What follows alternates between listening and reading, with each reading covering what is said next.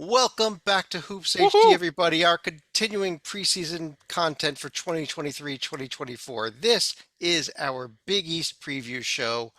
I'm your host, Chad Sherwood, joined by a cast of a million characters here. Let me go quickly through what we got. We got David Griggs and David Dorman up top. Right below me in the center square, we got John Stalika. To his sides, joining us from Bracketeer.org, we got Rocco Miller and we got John Titel. Down in the bottom row, we got Matt Zukowski and Joby Fortson. So we got a lot of people here. We're going to try to somehow get through this entire conference, but a lot to get to. And Titel, I'm going to start off with you in this league because I know it's a team you want to discuss and probably deserve the top of the show because they are the defending national champions. How about the UConn Huskies coming off of a pretty nice NCAA tournament last year? Well, I was going to do 5 minutes on Georgetown, but I guess I can do some Well, UConn. so they are the we defending. got that for you at the end of the show. Don't worry. They did lose several starters. They are bringing in a super duper freshman in Stephon Castle, who I think is going to start and be great from the start. Hurley had proven that he can coach. He's proven that he can win in March and April. I think that they have to be a good candidate, not to repeat. I think that's asking too much, but if Klingen's healthy, which I don't think he is yet, their big man, Donovan Klingen, he will be able to be a force in the post on both sides of the court. My question for Chad. So the last time we saw the big transfer from Rutgers, Cam Spencer, was when he was scoring 22 points in the NIT last year against Hofstra. Who won that game, Chad? I forgot. Well, hold on a second. You're talking about a kid that came from what, a Max school? You know, they could have him. But Are you sure, Tytel? I didn't know anyone from Rutgers scored more than 20 points in a game last year. Okay. Pylon. Enough cheap shots here. This is the Big Ten show yet. Rocco, the UConn Huskies do start the season ranked number 6 in the AP poll, which in my opinion might be just because they're defending national champions. But how good is this team going to be with a lot of new talent coming in? Well, I think they've got the potential to be very good again. Obviously, when you have the combination of Klingen as the primary now with Sonogo leaving, and then you have Karabon next to him, that's a very formidable front still. But I do think the loss of Hawkins and combined with the loss of Sonogo is, it's still a really excellent team. Probably top 10 good. I don't know if they belong at 6 or 10 or whatever, but like they're right there to have a chance to win this league again. They were obviously unbelievable, perfect. I think 19-0 in non-conference games last year, if you include the NCAA tournament. So I don't think they can repeat that, but I do think it's a very excellent team. I just think with all the pieces together and the depth with Calcaterra and so many great pieces last year, and those are going to be mainly filled in with freshmen. It's just a slight little drop off. Probably still good enough to get as far as the Elite Eight, but I'm not gonna pick them to win the Big East. Not going to pick win the Big East, and I think I would kind of agree with you if they're not going to win the Big East. And Matt, you weren't with us for our ACC show. You are here for our Big East show. You are a Marquette guy, and they are number 5 in the nation, the highest ranked Big East school in the preseason AP Top 25. What about your team this year? Well, it should be the best team on paper in 20 plus years. And we'll see if the results fit out. But man, like everyone but Omax Prosper is back. A couple of good freshmen, Trey Norman and Zaide Lowry, that I think could contribute if needed, even though you have eight of the top 9 back otherwise. So like there'll be a healthy competition for minutes. If there's one maybe small weakness, it's down low where you have like Oso Ighodaro was awesome. Ben Gold could be awesome, but he had a little bit of injury in the offseason. So we'll see if he's healthy and can play a full year. But man, like it's a loaded roster. It's got athleticism, can shoot, unselfish. Got to probably improve a hair at the defensive end. And you lost the best defender in Omax, but still, this is a great roster on paper. A program and a coach both need to make some noise this year in March and should have a great opportunity to do so. This is just an absolutely stacked. Marquette has had some outstanding teams over the years. Is this the best one that you could remember, at least coming into the year? I know they had a Final Four year within our lifetime, but holy crap, is Marquette good this year? Yeah, going into the year, the only two comparable, actually, my freshman year, 02-03, which was the Final Four year. And then I'd say 08-09, which could have been a long-term run if Dominic James did hurt his foot. and that UConn game in February of that year. Like those are the two teams I think that like were sort of comparable, but I think this team actually may be better because it's like the 0203 maybe like lacked a hair of athleticism, even with Dwayne Wade. The rest of the roster wasn't that athletic, and that 0809 lacked a little bit of size, especially after Trevor Ibakwe bailed that offseason. So this team doesn't really lack a whole lot. Like that's what stays healthy. The chemistry is as good as last year, and I think there's no limit on what could be accomplished. Like there's nothing off the table. Yeah, I agree. Wow, this team is great. What a difference a year makes, though, because last year Marquette was picked to finish 9th, and Tyler Kolek had a few choice words on Twitter about that prediction. He's made a couple of bucks off of that thought there. Joby, do you agree with him? I mean, is this Marquette team a national championship contender?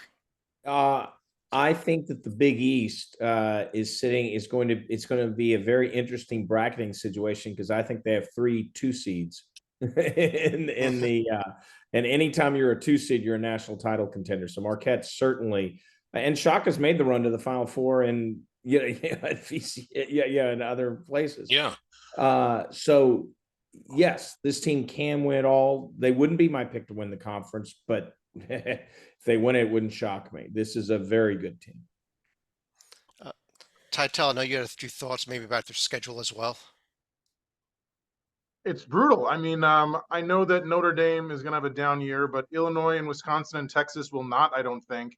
And then Maui alone, like we're doing a separate thing, I assume, on the in-season tournaments. But if you haven't seen the Maui field, Marquette could conceivably face UCLA, who all they do is make Sweet 16s every year, Kansas, who's the #1 preseason overall team, and the Zags, who you might have heard of. I mean, it's brutal, Matt. Like, I don't know. Yeah.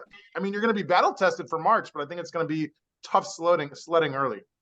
Yeah, it's weird. It's like the record might not be as good as last year, but the team will probably be better. Yeah, I like that when you're this good, that's how you should play, in my opinion. I'm with you, Griggs. Absolutely. Yeah. When you're loaded, test yourselves in November and December. Get ready for March because there's going to be conference games where it won't be as tough, although this conference is going to have some great games. But I'm with you, Griggs. Test yourself when you're this talented. And you play a schedule like that and you wind up with 8 or 9 losses. Yeah, 2 seed is still very much possible. It is, yeah. Salika, let me bring you in here as well. We mentioned 3 possible 2 seeds. Preseason AP top 25 poll had Marquette #5, UConn #6, and Creighton #8. How about this Creighton team this year? Creighton had, shall we say, a tale of 2 seasons last year. Early on, there were a few struggles when Kalkbrenner missed some extended time because of health reasons. They were losing to Arizona State, losing to BYU. They lost to Nebraska at home. What? But once he got healthy, we saw some signs when they sandblasted Xavier at home. They went on an 8-game winning streak, ended up getting to the Elite 8, but had a very painful end of the season against San Diego State. Sorry, Joby. But if you look at who's going to be coming back besides Kalkbrenner, you're still going to have Baylor Shireman. You're going to have Mason Miller. And the most immediate impact transfer is going to be Steve Ashworth, who's going to be coming from Utah State, because the main holes that Creighton's going to have to plug are going to be the departures of Arthur Kaluma and Ryan Nemhard, who went across the country to Gonzaga. But if you're looking who Creighton's going to be playing out of conference, they're going to be part of the Hall of Fame Classic that includes Loyola and either Boston College or Colorado State. But they're still going to have Iowa at home, and they're going to have Alabama at home, along with games at Oklahoma State and UNLV, along with their revenge trip to Nebraska. Yeah, Rocco, what about this Creighton team? They were a 6 seed last year, and they lost those two key players, even though they have the other 3 guys back. Is this team legitimately a top 2 seed type of team? I think so. I think it's really legit. I think you could actually argue this team could be better than that team. Even, Kalkbrenner getting mono impacted the 6-game losing streak during December. I was there for the Arizona State loss. There was a different team.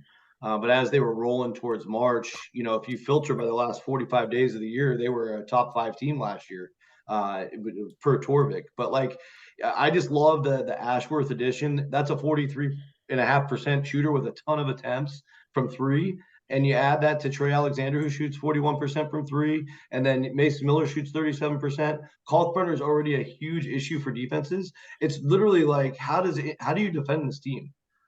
They should be getting tons of bucket, unless you're San Diego State. San Diego State knows how to defend them.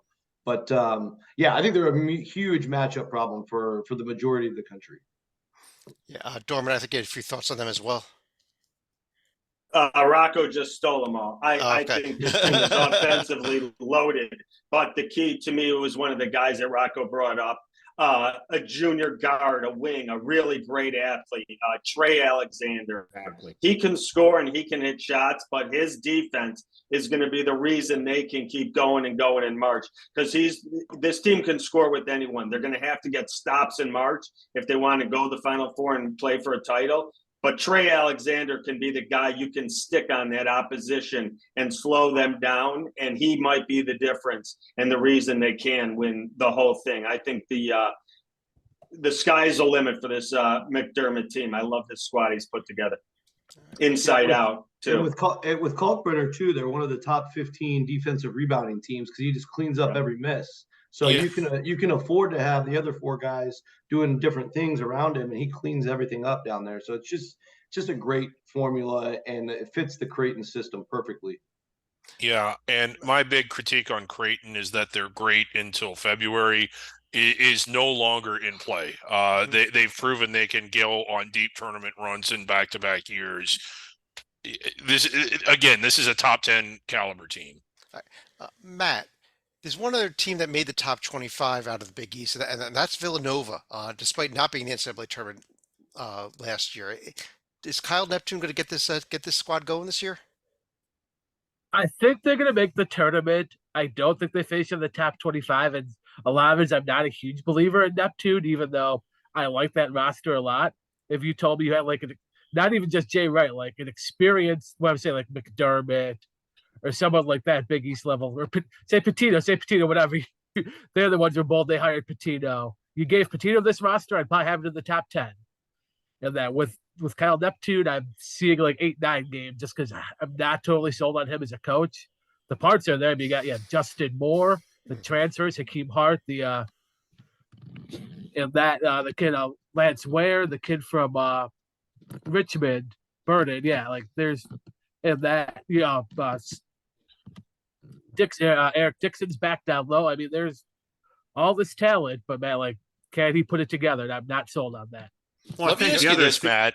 Are you sold that he can't do it, or are you just not sure? Because he was with this program for a long time, and while going 500 isn't exactly incredible, it is when you do it at Fordham. Yeah, as far as like I leaned yes going into last year, but I thought he should have. I know he had some injury issues with Whitmore and more, but like I thought he should have done more with last year's roster. So that's where I'm a little hesitant now. To where like he's gonna have to prove it to me this year that like, hey, you got a top 25 roster on paper. Can it be a top 25 roster in performance? Dorman, do you agree with him? Disagree with him? I'm a bigger fan of Kyle Neptune than I think Matt is. I think the whole thing fell off the rails early last year because they weren't in sync, and Justin Moore never really got healthy, and he pushed himself to get back. But he's the heart and the soul of the team with Dixon. I think it's a good inside-outside game. And then you throw in the guys that Matt said, like Tyler Burton and Hakeem Hart. I think you have pieces that play the Villanova way, the tough, the physical, the defensive. And if they can stay healthy, I like this team. I think it's top 4 in the Big East. I think it's top 20, 25 in the nation. I don't see them making a championship run like in the past, but I like the team, and I think Kyle Neptune gets Villanova back on track this year. I think Jordan Longino is another role player you have to keep an eye on for Villanova. I don't think it's a coincidence that when he was gone, Xavier finally won in Philadelphia. But once they had all the pieces as healthy as they were going to get last year, Xavier lost at Cintas against Nova. Mm-hmm. One more thought of this. Joby, you want to cast a tiebreaker vote on whether or not Kyle Neptune gets this thing going or not here? I think there were a lot of problems that were shown last year. They played much better in the second half than they did the first half, but he has talent. This is going to be. I don't want to condemn him. I don't want to praise him. So sorry, I'm not going to be your tiebreaker. But what I can say is this year will answer the question. Yeah. It won't be a case of, well, give him a little more of leeway. If he doesn't succeed with this team, if they aren't in the top half of the field aiming for a protected seed with this talent, then yeah, I have major questions. Okay. Well, Titel, beyond these 4 teams that are ranked heading into the season, who would be the next best team in the Big East, in your opinion? I think it's got to be Stalika's Xavier crew. Even though they did lose 3 starters, they have a great incoming backcourt transfer group of Quincy Oliveri and Davion McKnight. I got to interview McKnight last month. He seems like a super nice guy and is a good player. I think the X factor is, as we've said before in other podcasts involving health, Zach Fremantle. Stalika, what is the latest on Zach Fremantle's health, to the best of your knowledge? Zach Fremantle is not going to be coming back anytime soon. If you'll recall, he was gone after the Creighton game because of a bad foot. But I think the bigger loss for Xavier is actually going to be Jerome Hunter. He was the one who filled in admirably for Fremantle for the last 2 months of the year. We're not entirely sure what's going on, but we had heard apparently it was possibly a heart issue. So you're really going to have to get a program to learn the new Musketeers this year. Sule Boom, they got out of UTEP last year, so Titel's already pointed out 2 of the 3 Conference USA transfers they got. Abil Usman is another big that they got out of North Texas who's going to help anchor the front court. But if we're looking at some other newcomers, you also want to keep an eye on, I think it's Trey Green, and you're also going to have Dalen Swain, who's going to be, shall we say, eased into the backcourt a little bit. They're not going to have to rush in with McKnight and Oliveri running the backcourt.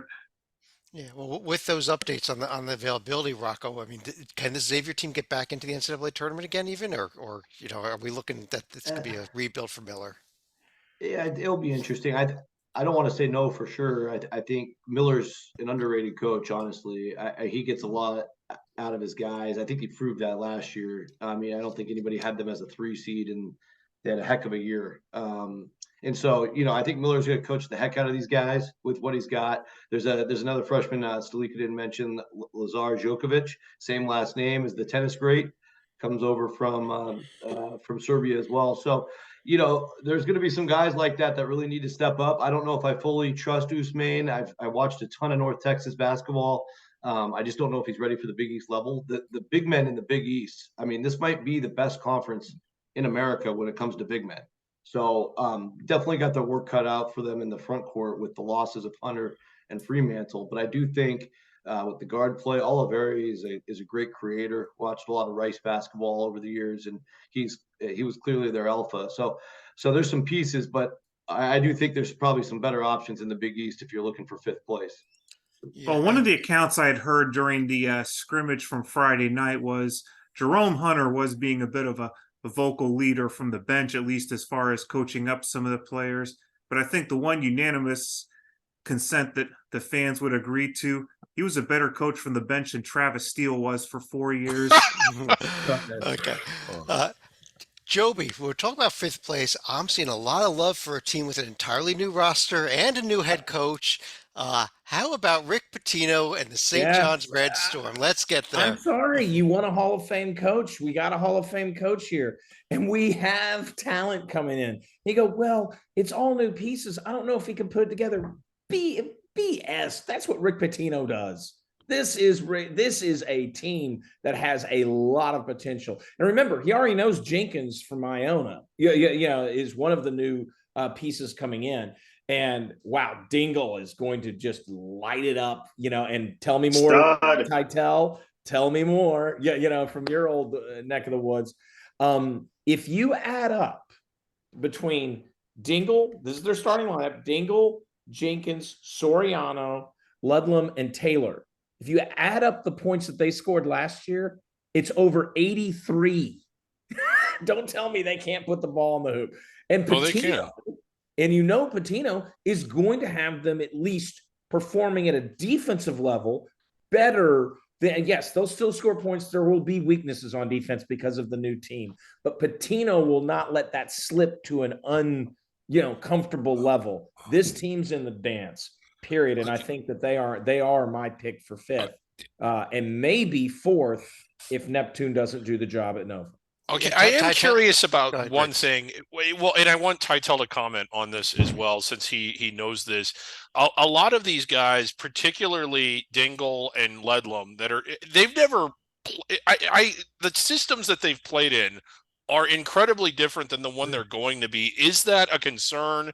Is it curious why the Johnnies went after them for a system that is foreign to them? I hear what you're saying. My answer is no, in that Dingle was the Ivy League Player of the Year, so they went after him because he was one of the best scorers in the nation. And Ledlum, I understand that he might have been in a different system, but this kid is a two-time academic All-American from Harvard. If he can't figure it out, who can? Do they have their track shoes? We'll see. They're That'll be going an to need them. adjustment for sure.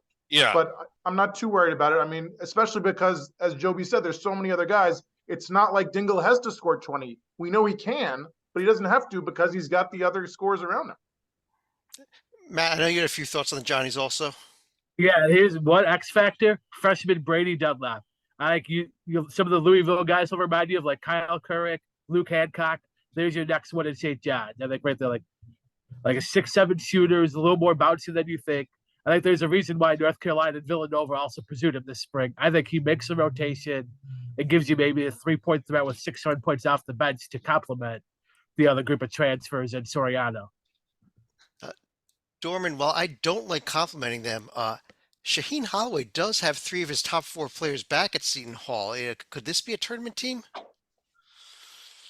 I'm going to go with no. Okay, good. I like that. I usually like I'm usually on the pirate ship, but no, I don't see it this year. I don't know if they have enough down low. I'm concerned with the defensive and the rebounding situation down there.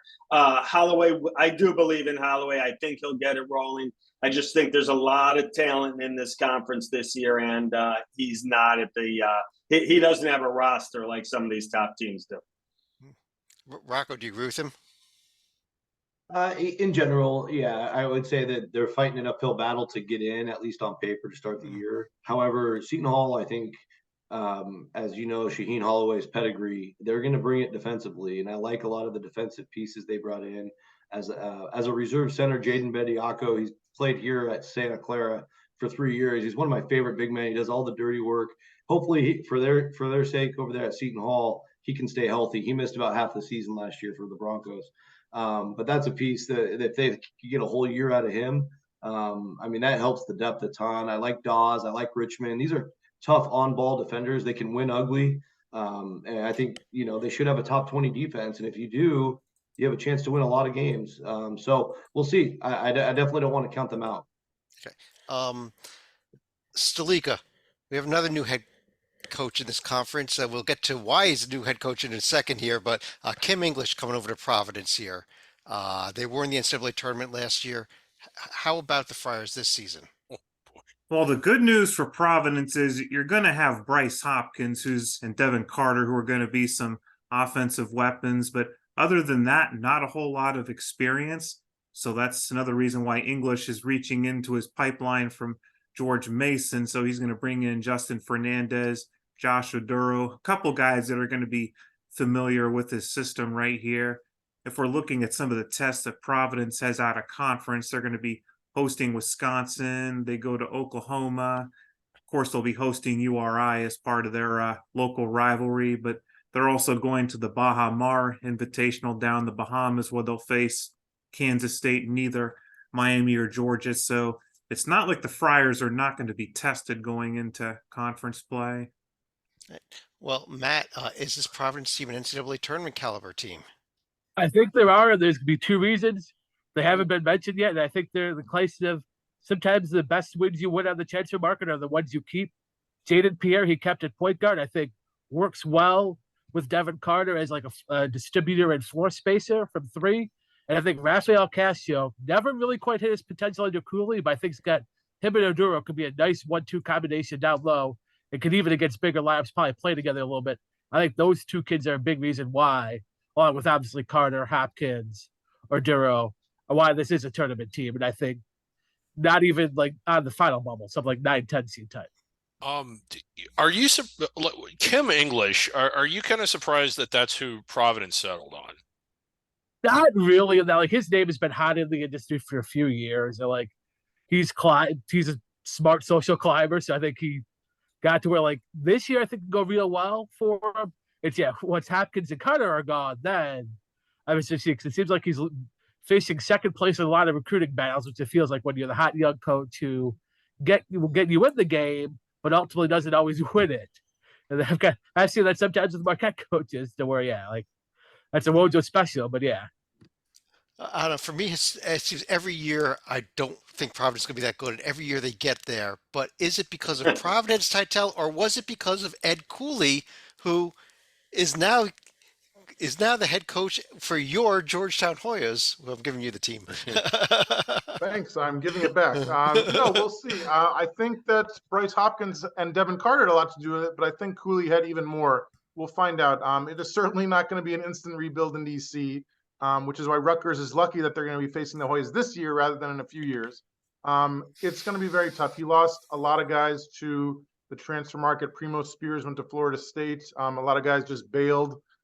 It's going to be taking a long time, but luckily they're going to be bringing in a ton of revenue because Stalika, I forget, like how much does it cost to go to that Georgetown Lemoyne game to start the season? $0. Okay. Letting everyone in for free, I guess, here. Dorman, you're in Chicago, aren't you? And Matt is as well, DePaul, I think. I don't think I am. DePaul isn't, but yeah, I am. Wow. Yeah. How about Tony Stubblefield's team there? Boy. Boy. I don't think he's in trouble for some reason because they just can't. No one can get this going. It's like a great mystery to me. They have some of the great high school basketball going on in the country. They have some great coaches in the city. I mean, this campus is right there in the middle of all these unbelievable high school talents, and they never land any of them. Illinois gets them, Carolina, Duke, the West Coast gets them, but DePaul doesn't even land. I'm not even talking about the top recruits, but they don't even get the 2-star and the 3-star that would make the team solid. Stubblefield's up against it again this year. There's not much talent. It's going to be another rough year for DePaul. To sort of echo Dorman's point and borrow a line from Stalika, you would think like DePaul has been outside of the top 100 at least 4 out of the last 5 years and probably 19 of the last 20. You'd think they would be able to recruit not even an NCAA or NIT team, but a top 100 team using a bicycle. I mean, you wouldn't even need to leave Chicago. Rocco, Thad Mata's over at Butler there, and I'm seeing this team pick dead last in this conference, even behind DePaul and Georgetown by some polls. I just thought that he was a better coach than this. Am I reading things wrong here? Yeah, I mean, there were definitely some absent nights last year where they were just getting blown out. It was a little surprising. I thought, his first year they would get a little bit more progress made and his pedigree would kick in, and just didn't really happen. And if you look at what they did this offseason, they're basically just unplugging the video game and plugging it back in because they got rid of it. They got rid of everybody, and now they've got it's almost like a year one all over again because they bring in 7 newcomers led by Posh Alexander, who at least knows the league. But we know Posh has a controversial attitude. Like, how is that personality going to work on a brand new team? That's going to be a big task for Thad Matta to manage that for 5 months. But I like DJ Davis. He's a great player down here at UC Irvine. See if he can make the jump to the Big East. Telford's got a lot of talent, but again, these are like mid-major all-stars trying to battle with some of the cream of the crop Big East talent. I certainly think they're behind the 8 ball, but I do think he has more to work with than DePaul and Georgetown do. So I'll put him 9th. Griggs, you had a few thoughts on them also? Well, yeah, I mean, Rocco touched on a lot of it, but it's just sort of what happened to our old under-the-radar darlings that he competed and won at a high level. Like they went from Barry Collier, I think, to Thad Matta in one run, although I think he was only there for 1 year, to Todd Licklider. Most people remember him from Iowa. They forget that he went to multiple Sweet 16s at Butler and was very successful. Everybody remembers Brad Stevens. And then, Chris Holtman. This was so a top 25 caliber program for about a decade or more. And what the hell happened? And they have a good coach now. Like what happened to our Butler Bulldogs? Well, what happened is we're going to steal a line from Joby this time. Much like Icarus, they flew a little too close to the sun, and they just don't seem to have the long-term resources to hang around this league. But they did hang around. Well, they hung around the top 25 for a long time. Like what was it? 4 Sweet 16s in 6 years or whatever. I mean, there's not many programs that have had a run like that. Well, that was mostly out of the Horizon League, not the Big East.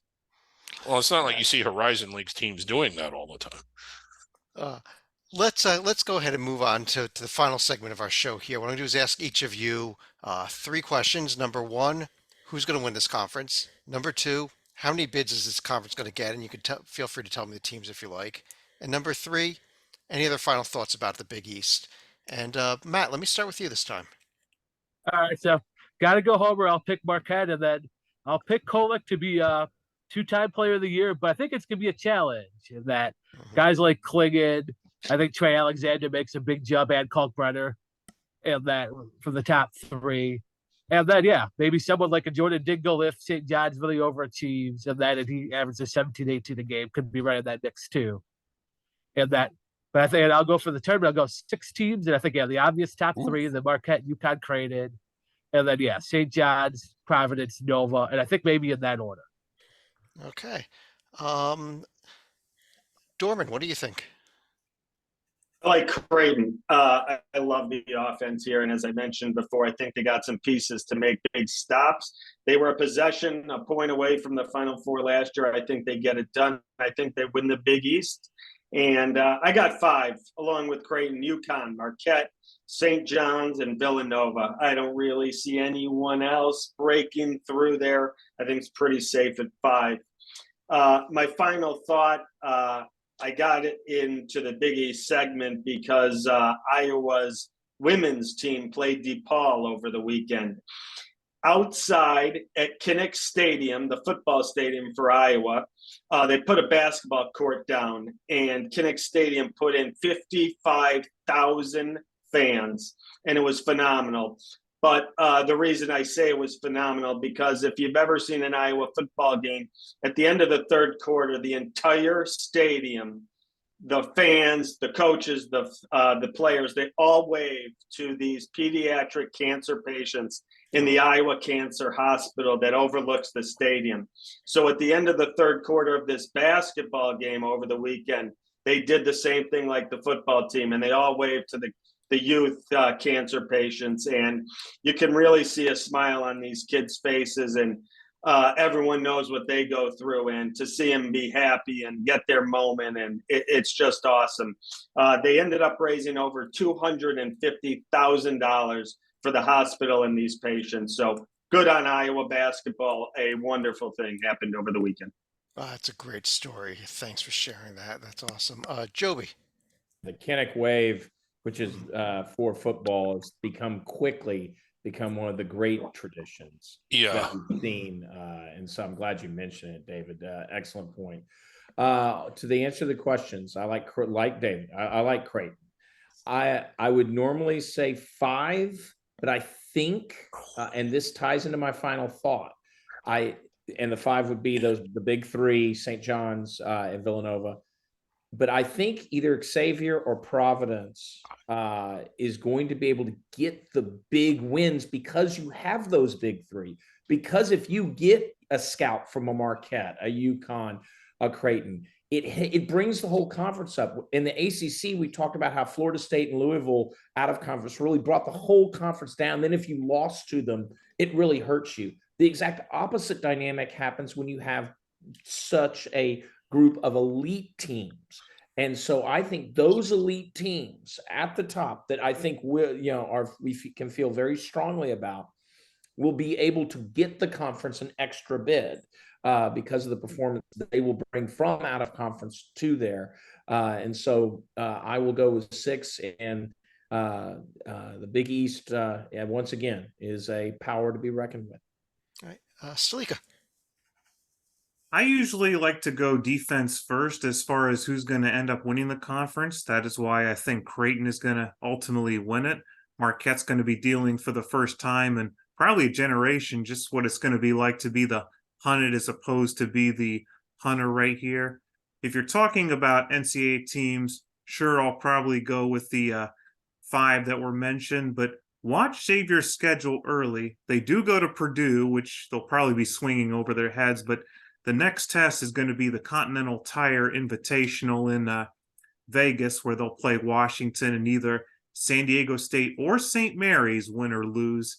So if they manage to win one of those games, especially if the Musketeers beat San Diego State, Joby is going to be relentless against the Mountain West this year. Oh, and by the way, there is also as opposed to any other year. And there is also a test at home against Houston, where if Xavier can pick that one off, then we could suddenly be talking about a possible NCAA tournament bid for the Musketeers. But I think, honestly, their ceiling is probably going to be next year when their players have grown up a bit. Yeah, personally, I'm going to go with 5 teams here, and I'm going to go with Marquette to win this conference. Where I'm going to go a little bit different. I like Marquette, Creighton, UConn. I like the Johnnies. I don't like Villanova to even make the NCAA tournament. I just don't trust Kyle Neptune yet. I'm going with Providence as that 5th team. Rocco, your thoughts? Yeah, so I actually think there's a big 4 here, not just a big 3. I do think Villanova belongs with those top 3. I don't agree with you, but go ahead. I mean, you just look at the 3 guys coming in. It's incredible. For me, for a 1-year transfer, all these guys are 1-year transfers because they only have 1 year left. TJ Bamba, Hakeem Hart, Tyler Burton, all freaking studs.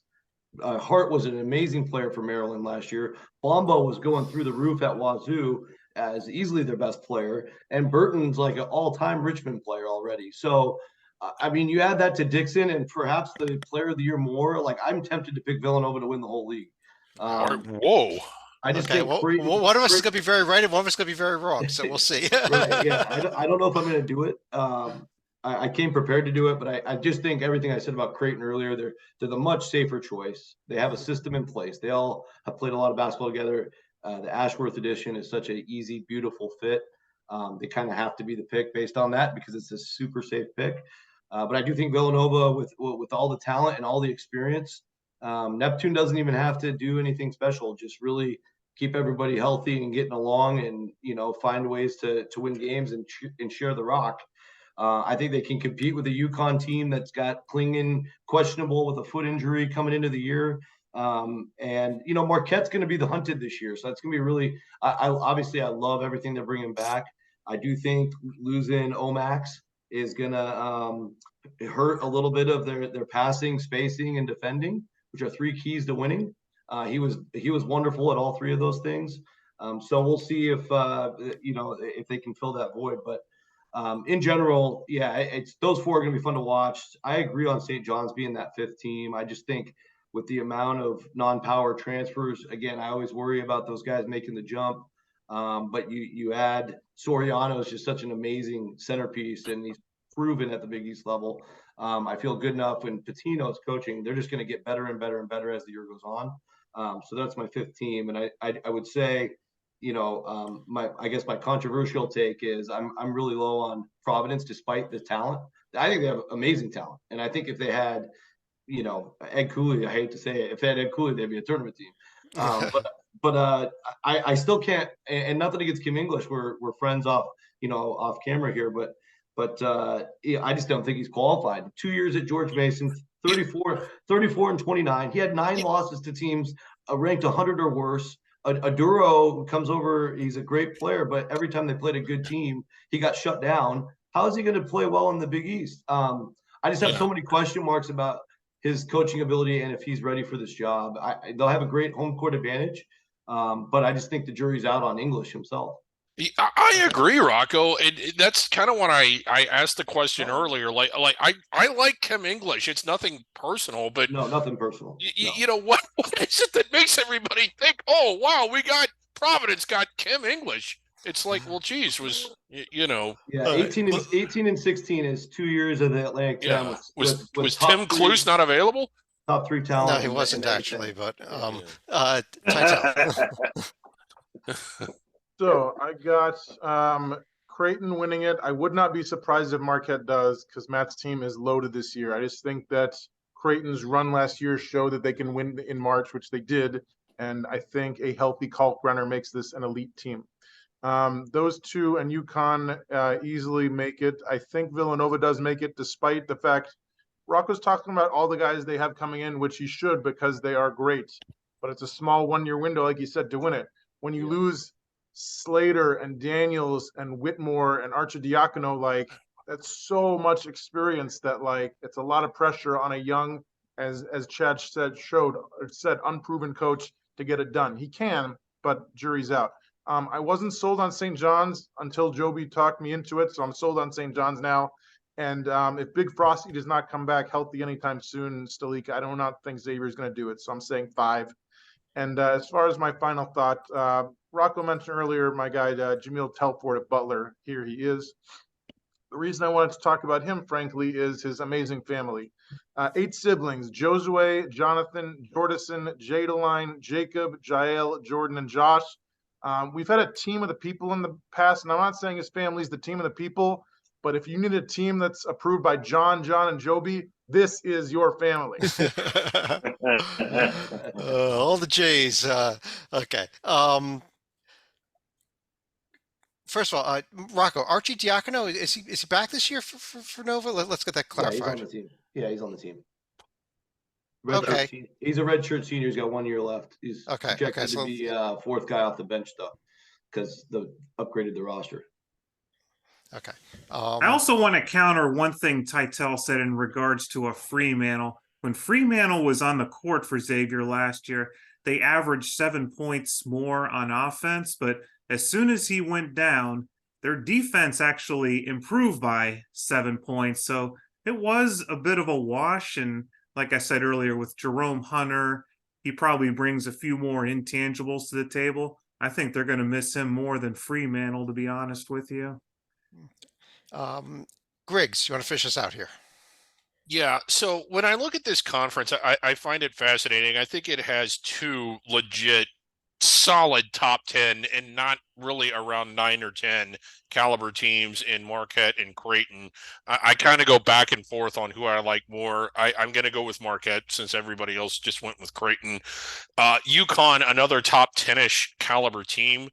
And when I look at the rest of the conference, there's those 3 teams combined are playing 48 games against the other 8. If my math's right on that, and I think they might win 44 or 45 of them. I could see it like being 3 top 10 teams that kind of break away from the league, and there being a big gap between them and everyone else. I do like Villanova, and I understand the question marks about Kyle Neptune. It's just that I think he was with that program for so long. And while last year was a little disappointing, they were noticeably better at the end. And I don't mean this as faint praise. I think what he did at Fordham was phenomenal. I think Fordham's success that they had last year was largely because of what he started the year before. So I think he can get it done.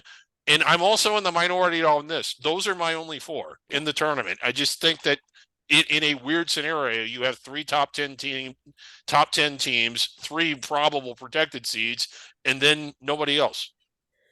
Okay. I guess on that note, I do want to thank everybody for joining us here. We will be back later on this week. We've got, I think, the Big 12 and the SEC coming up later this week. But on behalf of David Griggs and David Dorman up here, John Salika below me, Rocco Miller, you can check him out at bracketeer.org, John Titel, Matt Zukowski, Joby Fortson, I'm Chad Sherwood. Thanks for joining us. Talk to you again real soon.